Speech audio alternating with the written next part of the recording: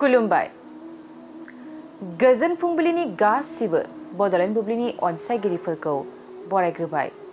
दिनै 5 सेप्तेम्बर बृहस्पतिबारनि फानजामुथिखौ फरायथिनो लादों आं किलिकां ब्रह्मआ।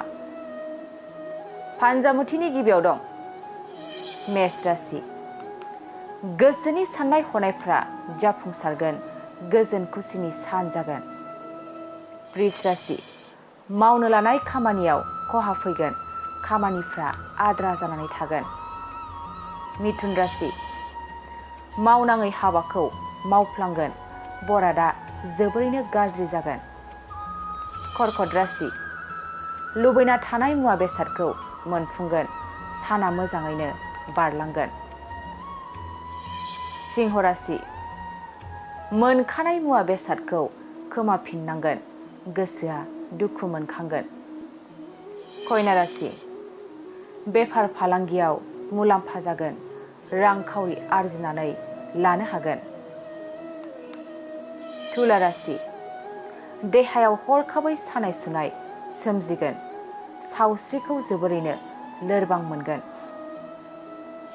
वृश्चिक राशि। न'खराव धोन दौलत बांगोन, न'खरनि जेंना जेंसिफ्रा जोबस्रांगोन। धनु राशि। गावनि थांखिखौ जाफुंसार होनो हागोन, सुख सान्तिनि सान जागोन। मकर राशि। नोंथाङा गोरोन्थि हाबा मावफ्लांगोन, साजा मोननो गोसोआव गिखांनाय फैगोन। कुम्भ राशि। नोंथाङा माबा मोनसे बेमारजों नाख्रेबजानो हागौ, देहाया जोबोरैनो खस्थ' मोनगोन। मीन राशि। गावनि नाजानायनि मोजां फिथाइखौ मोननो हागोन, न'खराव गोजोन फैगोन। दिनै सानसेनि राशि फरायथिनायाबो एसेनोसै। आसा खालामो नोंथांनि दिनैनि साना मोजाङै मोजां थांगोन, बेखौ बड'लेण्ड बुब्लि न'खरनिफ्राय मिजिंथिबाय। गोजोन्थों। मोनसे फोसावथाय। नोंथांमोननि ओनसोलाव सोरबाफोर ड्राग्स एबा फेग्रा मुवाजों नाख्रेबजानानै थानाय सुबुं दं नामा? जुदि नोंथांमोननि ओनसोलाव सोरबाफोर ड्राग्स एबा फेग्रा मुवाजों नाख्रेबजानानै थानाय सुबुं दं, अब्ला नोंथांमोननि थाखाय मोनसे मोजां खौरां। ड्राग्स एबा फेग्रा मुवाजों नाख्रेबजानानै थानाय सुबुंफोरखौ फाहामथाय होनो थाखाय नोंथांमोननि गेजेराव लानानै फैदों मोनसे रिभाइभ रिहाबिलिटेसन सेन्टार।